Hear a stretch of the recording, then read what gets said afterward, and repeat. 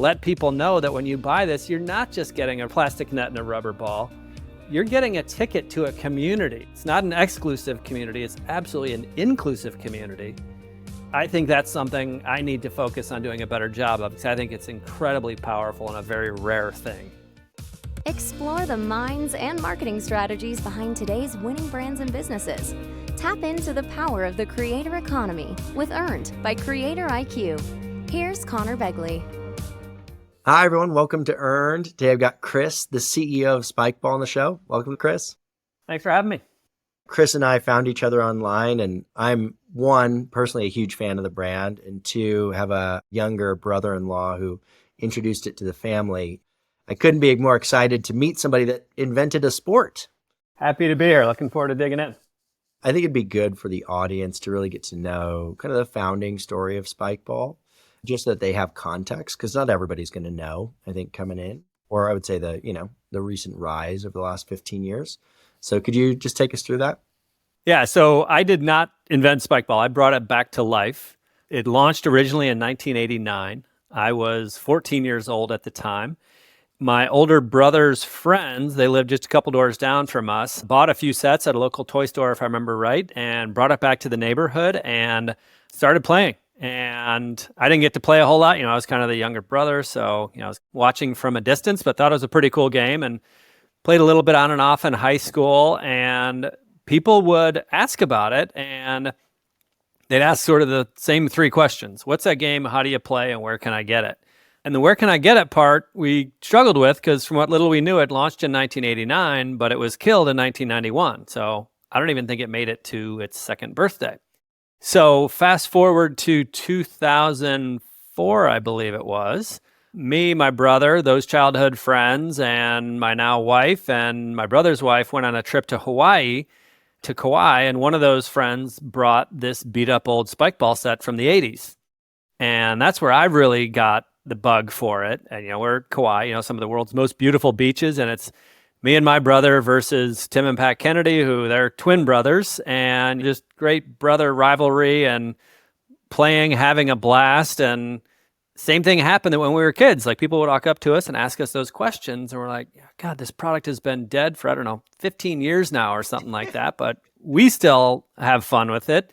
These strangers who know nothing about it are into it. Like, I wonder if we could actually bring this thing back to life. So we went home and we did nothing but talk about it. And that went on for a little while. And then I finally said, all right, guys, I'm going to talk to some attorneys and see if we can legally do this. I have no idea how this works. At the time I was working for Microsoft, and I did advertising sales. So I was not an entrepreneur, didn't know about trademark or any of that stuff. So talked to attorneys, and they said, hey, trademark, which protects the name, has been expired for 10, 15 years, and nobody owns that, and there was never a patent. So you guys can go ahead and do what you want. We did reach out to the guy that invented it and said, hey, we love Spikeball. We'd love to talk about bringing it back to life. And we had every intention of maybe doing it with him. Could never quite get a straight answer out of him. Wasn't quite sure if he wanted to do it or not. And, he kind of implied that he had sold the rights to somebody else. And we're like, well, wait, there actually aren't any rights to be sold. And so nothing really came of that, but we decided just, let's go ahead and just roll the dice and see if we can do it on our own.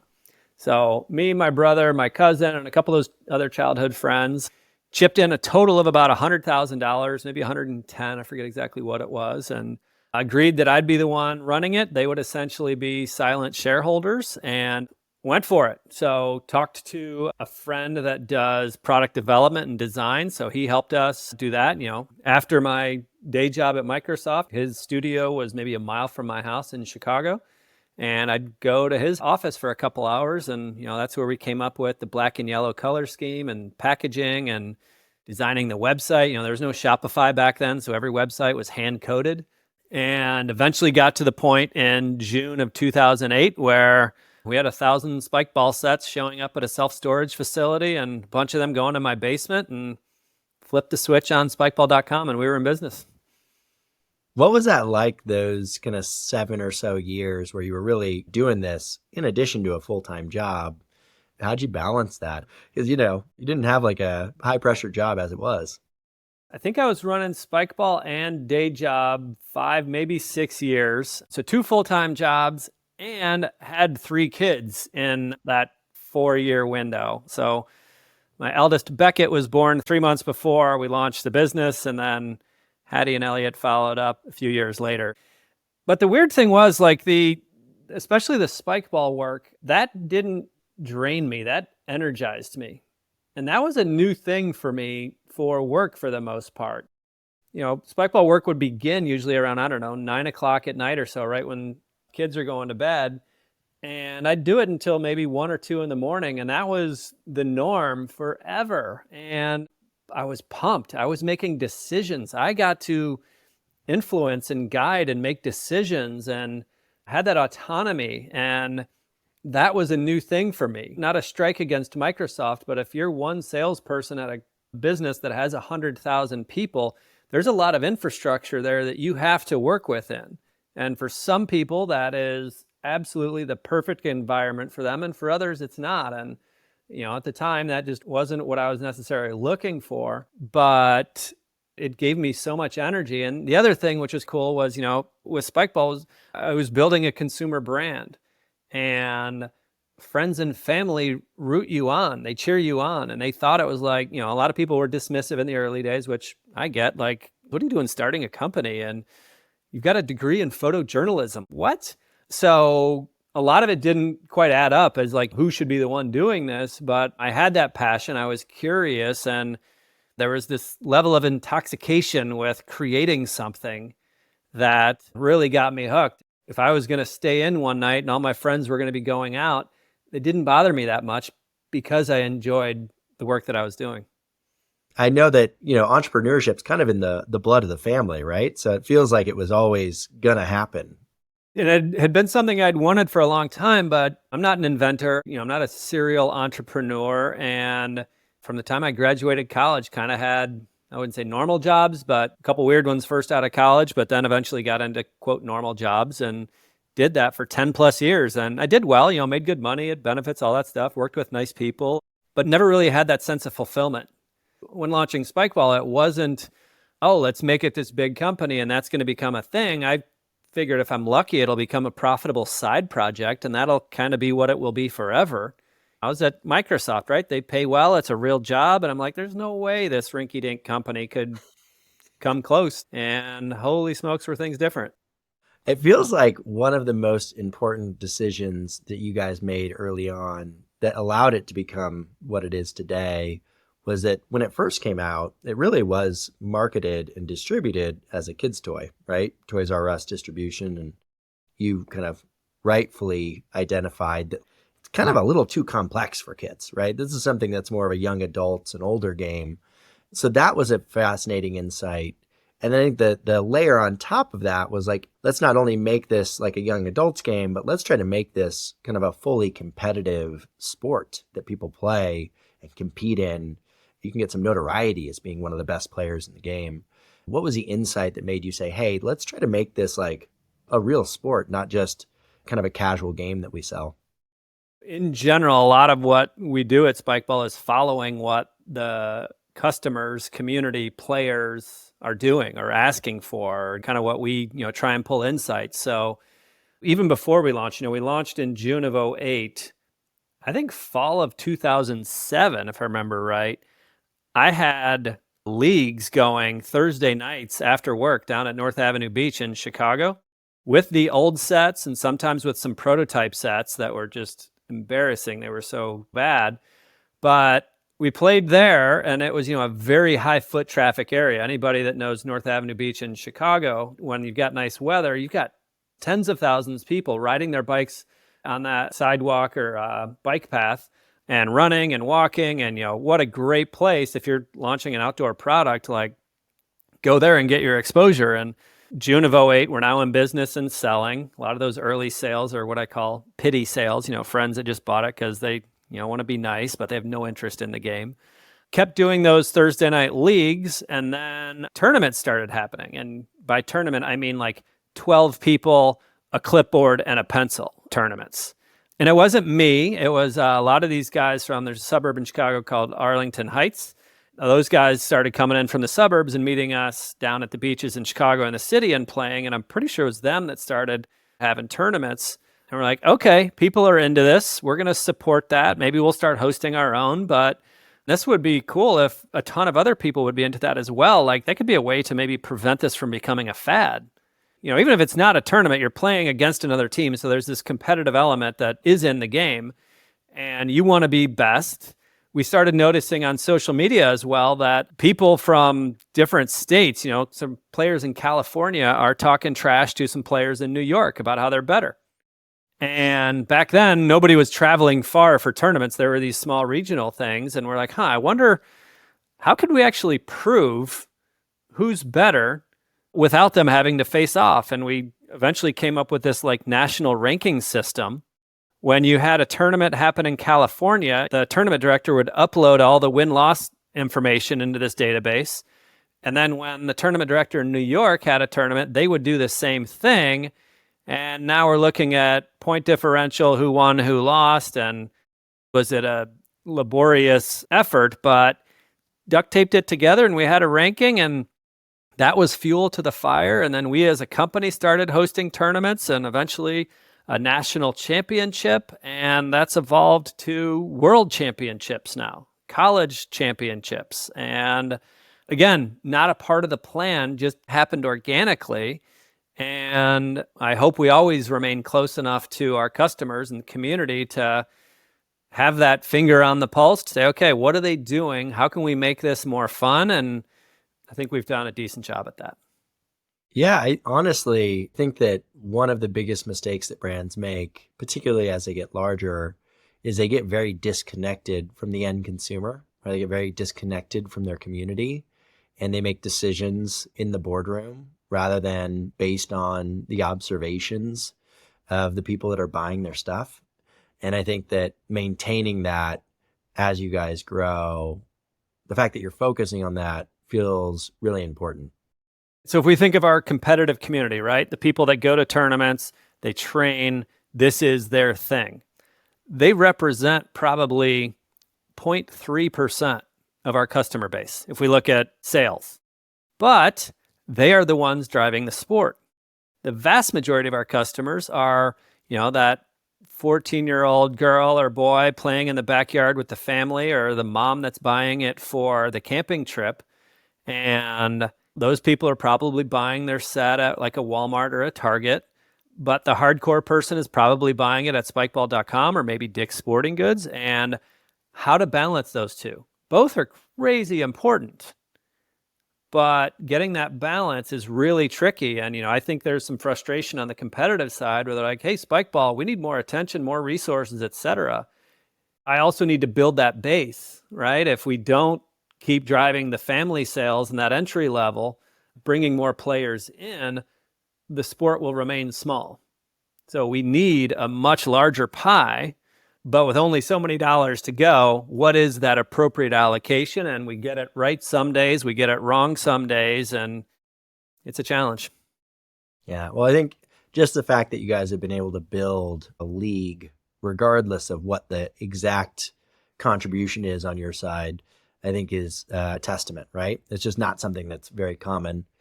The other thing that I think is fascinating, kind of looking at your journey, was two things. So one was this idea of community. You mentioned it, in the last answer, and you see it a lot in what you did.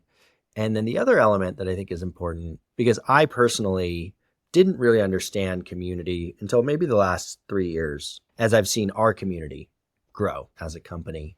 And I think a lot of that, honestly, when I observe the tactics that you utilized, frankly, I think a lot of that came from your background in sales, right? If you look at your early guerrilla marketing tactics, you were basically doing like door-to-door sales with like local volleyball players, right? And you were sending personalized emails to every single customer that bought the product.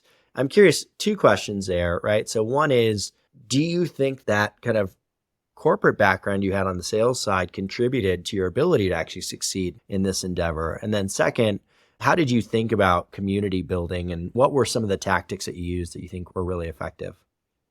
Yeah, I think the sales skills absolutely helped. And I think another thing that helped was I didn't know any better. I don't have a degree in marketing, so I didn't know like how you were, quote, supposed to do things. And I was and am a very curious person. So I think not knowing what I'm supposed to do gave me sort of the license to ask maybe the dumb questions. Whereas if I did have, an MBA or a degree in marketing or whatever else, then maybe it's like, oh, wait, no, I learned this in a class and this is the way you do it. So you got to go that straight line. Whereas I took this zigzag and I was writing that newsletter or a social media post or something. I remember always thinking like, okay, I want to write this as if I'm writing it to a friend. I don't want there to be an ounce of formality. I've shared with our team that, does customer service, like, do not use the word hi, use the word hey, and reply to them as if they're a friend. Now, if this customer is upset, I want you to be as formal as possible and let's solve this problem as soon as possible. But if it's just a regular note about whatever, be casual, have fun, and I want them to know there's a human being. We've got a plastic net and a rubber ball. There's not much human about that, but we want personality in there. And from day one, there was a lot of that. And, I remember like in the early days of the newsletter, I think it was called Spikeballer of the Week. And I would basically email 10 questions to a friend and say, hey, answer these and send me a photo of you with a spike ball set or something. And it came with a cash prize of $4. And some of the questions, it was something like, tell me about high school prom. That was a question, right? It wasn't like, tell me why you love Spikeball or where do you play? There was some of that, but I wanted that human element to come out. I wanted people to maybe see themselves in this person that was being highlighted and wait, that could be me too. And even though nobody was applying to be Spikeballer of the Week, I of course wrote it as if it was this grand honor that this person had been selected amongst millions of people. But I was having fun with it and had that human element. It resonated. It's hard to be human in marketing communications because I think a lot of what you watch and what you see is not, right? And so you tend to emulate what you observe. Like, oh no, this is the way that you're supposed to do it. That's not actually the way that people want to be communicated with. And so how do you do it in a way that's human, maybe a little funny, maybe a little irreverent? I love that idea. I've never actually heard somebody say that, but like talk to them as if they're your friend. It's like a very simple statement, but it totally changes the way that you approach the conversation. And I've noticed myself, like when I communicate, that's how I communicate to people. It's just a more enjoyable way to do business, frankly. Yeah. And the tricky part is, right, you want them to talk as if they're friends. But on the other hand, the customer service tickets the volume is so high now. Okay, you want that auto reply, right? You want to do those templates. And can you still have that element of humanity and do that? I'm not all that close to our customer service. I probably should be closer, but that's something I do worry about, and especially with AI coming in and it can automate a lot of this. Can that keep that quirky human element? And who knows? I'm assuming at some point, maybe we're already there where it can do it better than a human can. But it's been an important part of our brand development. If you look at our social media posts as well, we're not, for the most part, hiring models and putting up picture perfect photos or videos. It's almost all stuff from the community. People post stuff and we say, hey, we want you to be in the spotlight, not us. Let us help sort of share with the world how great you are and show this cool video of you and your friends having fun. Let's talk about social media. I mean, you've built up a massive audience, right? Over 500,000 fans on Instagram, over 1 million fans on TikTok. You mentioned kind of highlighting the community and the content, which I 100% agree with. But what have been some of the other kind of tactics and how did you build that up? Take people back to the early days as well. When I was in 2007, when we were doing those Thursday night leagues before we had even started manufacturing, I had a clipboard and a pencil. And if we're playing at the beach there and somebody rides by on their bike and they stop and they kind of look real confusing, like, what are these guys doing with this trampoline? What's going on? I'd walk up and talk to that person. I'd explain what's going on. I said, hey, I'm launching the company. I'm doing a newsletter and would love for you to come play with us. What's your email address? And I'll add you to the list. And that's how our email marketing began. And I forget what we have now, maybe 350,000 email addresses. So it started very manually, but you do it enough times. And, of course, now, we had that sort of the pop-up on the homepage of spikeball.com. So, enter your email for 5% off or something like that. You get that. Social media, if you look at our numbers, I'm very proud of the numbers and what our team has been able to do. They've done all that in largely an organic fashion. We've never bought followers. We spend next to nothing on social media. I think we probably should be spending more just to get more reach, but we'll get there. But I think that it is that authentic nature of our posts that draw people in. And for some brands, having a perfectly manicured posts makes perfectly sense. And, using the models, the perfect lighting and all of that, but that's never been our thing. Ours has been this kind of human element. And a few years ago, Drake started following us. Drake, are you kidding me? Like, where does that come from? We get a note from the Jonas Brothers just out of the blue on Instagram, them telling us how much they love Spikeball, and they play before they go out on stage as a way to get their heart rate up and to get pumped. We didn't pay for that. We didn't initiate the conversation. Now, of course, when we do see people of influence that have either liked a post or whatever, we'll send them a note, and vast majority of them ignore us. But we're paying close enough attention to it where we are reaching out and saying, hey, we saw that you liked this. Can we send you some free sets? And one thing we did with the NBA, we noticed that a handful of teams had their strength and conditioning coaches bringing Spikeball sets to practice as a way for the guys to have fun while working on hand-eye coordination. So the players think they're just having fun. The strength and conditioning coaches in the background kind of laughing like, haha, I fooled them. I've got them actually training and they don't even know it. That's the best.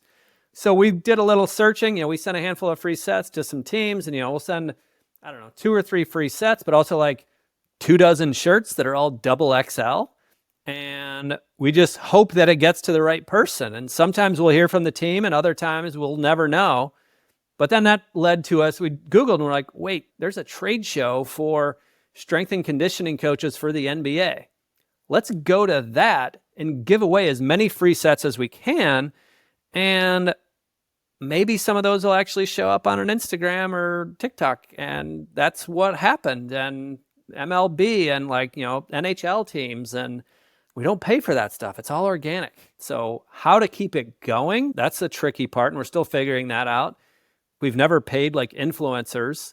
We probably should dig deeper into that. We're a company of very limited resources, so I think I'm a very pragmatic, practical person, and so is nearly everybody on our team. And it's like, okay, maybe we don't have a formal strategy around this, but this just popped up. I'm going to send that person a note right now and see if we can engage and establish some sort of relationship. This approach that you took, kind of identifying these little niche communities, like how big can the conference for NBA strength and conditioning coaches be? But you're prioritizing that.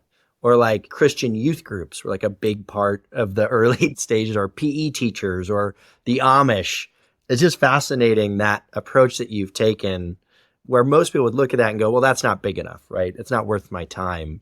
And you did the opposite, right? You leaned into it.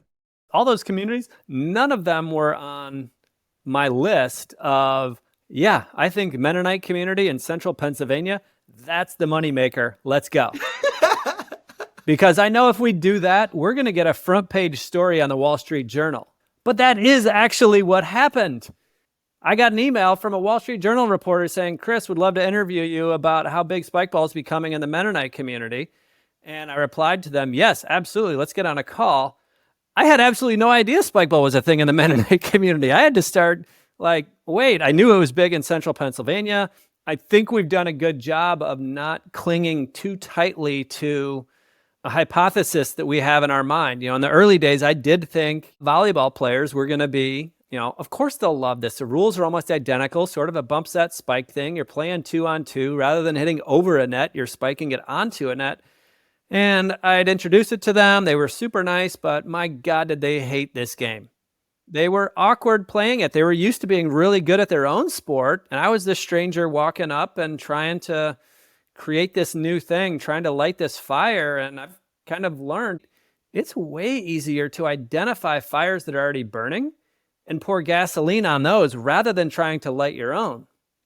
So to your earlier point, like Christian youth groups, and When orders would come in, I'd see like an email address that was like at younglife.com. And I saw a decent amount of those. I'm like, what is Young Life? And I look it up, and it's this Christian community of millions of kids all over the world. And when I learned that, I'm like, wow, it's a pre-existing community. They meet like once or twice a week. It's high school kids. They're active, like all of that we want. So let's start sending free sets to anybody. And I'm going to make clear that when that free set is shipped, they don't think it's from Spikeball. I want them to think it's from this other Young Life person that introduced us. Let's give that person the credit. We just happen to be the ones shipping it. So now that person earned a little extra social cred in that community, which is very important to them. And then once this person gets the free set and hopefully they love it, we're then going to say, hey, do you have any other friends in Young Life in some other town, but nearby, that you think would love a free set? Wash, rinse, repeat. And that was kind of how all sorts of faith-based groups and big churches that have youth groups are still into it to this day. And again, wasn't part of the plan, but was close enough and curious enough to the community and customer where we were able to identify what's going on. One thing we've been hearing recently and seeing a lot more in the headlines is about how inactive kids are becoming, primarily due to, sitting around scrolling. I've heard Gen Z called the loneliest generation. Pretty dark stuff. But if we look at what Spikeball offers, activity, outdoor, social skills, and we're getting notes from people saying, hey, I appreciate this. So I think that's an angle we need to maybe play more on, because, if you're a parent of maybe high school kids or college kids and you're seeing them maybe not engaging as much, and every parent that has a kid with a phone wishes they would use it less, can Spikeball be the antidote to that? Is it the answer? And I was at a tournament a few weeks ago in Orlando. There's over 600 people at this tournament, which for us, that's massive. I'd say vast majority were probably in their mid-20s, a handful of high schoolers, but they came from 32 states, a bunch from Canada, and outside having fun, relationships are forming. It's something special. Like our new tagline is Spikeball, find your circle. Obviously, it's a play on words on the shape of our product, but it is that social circle. I've talked to so many college students that have told me that, you show up as a freshman, you don't know many people, you're kind of awkward those first few weeks on campus, but you see somebody playing Spikeball, but you're kind of drawn to it. You get to know those people, and that becomes your social scene for the next 4 years. How do we tell that story more effectively and let people know that when you buy this, you're not just getting a plastic net and a rubber ball. You're getting a ticket to a community, a very welcoming community. It's not an exclusive community. It's absolutely an inclusive community. I think that's something I need to focus on doing a better job of, because I think it's incredibly powerful and a very rare thing. It's interesting, again, that like all of that insight was based on you observing what people are doing, right? Not you saying, this is a messaging that I want to push, but saying, look at what people are already doing. Let's take those observations and turn it into something that ends up being a very powerful message, which just ends up coming across much more authentically and will end up being much more effective generally. The other thing I think is interesting about what you said was, you talked about like giving away sets for free, right? Like, oh, this person gave it, now we're going to give away this set for free. And I know that's obviously a big pillar of the Seth Godin marketing tree, which I know we both are fans of. I think there's a lot of people that would be like, wait, no, those people need to buy it. I don't want to give it away, then nobody's going to buy it, right? How did you think about that balance in terms of when to give it away versus when it made more sense to ask them to purchase it? I forget which Godin book it was, but he is definitely the one that planted the seed and like give it away and the money will follow later. But in the early days, I would basically give it away to anyone that would say yes. Of course, everybody says yes. So I'd imagine the vast majority of sets that I gave away probably were never even opened, never even assembled. If you ask somebody if they want a free pencil, they'll take it. So I smartened up a little bit and put some filters in place. I'm like, okay, let's give one away to somebody that's either already expressed an interest in the product. That's ideal.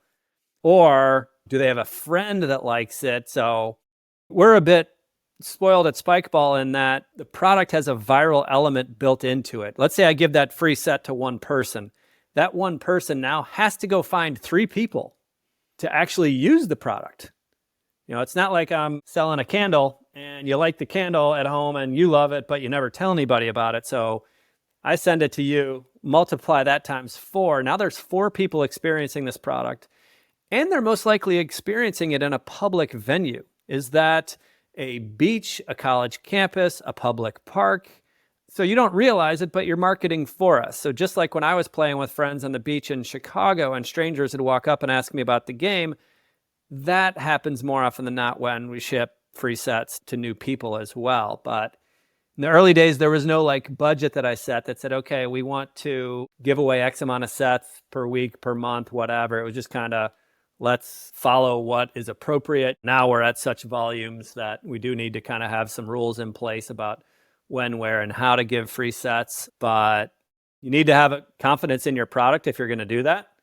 I don't think it's appropriate for all businesses. Maybe it is, but I'd say at least for us, knowing that the product is going to help market itself, it's a pretty easy decision to send a significant amount of freebies out there. It's funny because it seems so logical, but I hadn't made that connection, right? This idea that like I give it to one person, they can't play with it by themselves.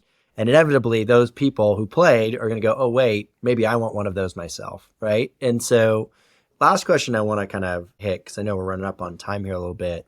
So I learned this word in a podcast maybe 2 or 3 episodes ago, and I love it. It's called becoming a proprietary eponym. So I learned about it from the president of Stanley, and he was referring to it in the mugs. People are calling it like, oh, I got to get my Stanley, right? And it could be not even be a Stanley, but it's just one of those style of mugs.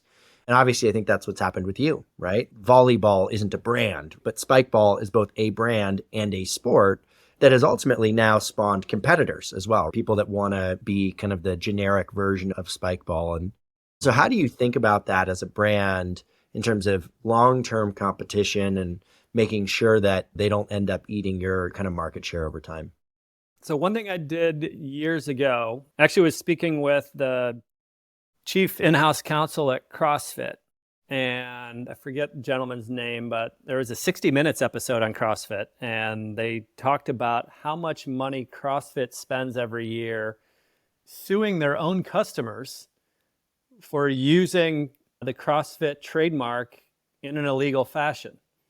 Now, the customers don't mean to do that, but CrossFit has to protect their trademark. And he was encouraging me. He's like, Chris, you need a generic name for your sport, or else you're going to have to do what we do, which is horrible. We have to sue our own customers, but we have to do it. And similar conversation with Mary Horwath, who was former head of marketing at Rollerblade. She's the one that coined the term inline skates as a way to protect the trademark at Rollerblade. So we needed a name for the sport. It needed to be a regular, generic, descriptive name. So I came up with the name of RoundNet.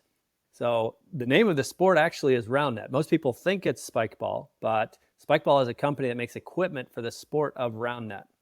So we are very aggressive in our enforcement and protection of our trademark. We've got it in dozens of countries worldwide. The International RoundNet Federation is the organization that will be hosting the World Championship this year, and it will be using Spikeball equipment for that. So it's a bit of a nuance there. And to your point on competition, we've had what I lovingly call knockoff sets for years. And I remember being terrified. This was maybe a few months after I quit my day job at Microsoft to go full-time at Spikeball. And I was at New York Toy Fair and stumbled on a knockoff set. They weren't using Spikeball at all, but they had their own brand, and it was a much, much larger company, and they were getting into our space. I was absolutely terrified that they were going to crush us. And I saw the name of the product, and I immediately typed up the name, and there was no website for it. I checked the domain name. They didn't even bother to buy the domain name, so I bought it immediately. It was like $8. I didn't give it much attention. I was scared to death, but I'm like, you know what? Let's just keep doing our own thing. And then a year or two later, another one showed up, and another one, and there's probably 30 or 40 of them now. Do I wish they all would go away? Yes, but they're also kind of pushing us to make sure that we're always making the better product out there. They're all priced way lower than us. Most of them are. And there will be that price-conscious mom out there where the kid asks for a Spikeball set. She buys him the low-end thing. So there'll always be that. But I think as long as we remain close to the community, the entire community, not just competitive, but knowing what the moms want, what the kids want, the casual players, college, everybody, as long as we focus on that, I think we'll be in good shape. If we get into this game of me too, or spending too much time on what everybody else is doing, then I'd worry that we'll kind of risk losing what makes us special. Yeah. So let's do one fun end of show question. There has to be pressure if you're the guy who popularizes sport to actually be good at the sport.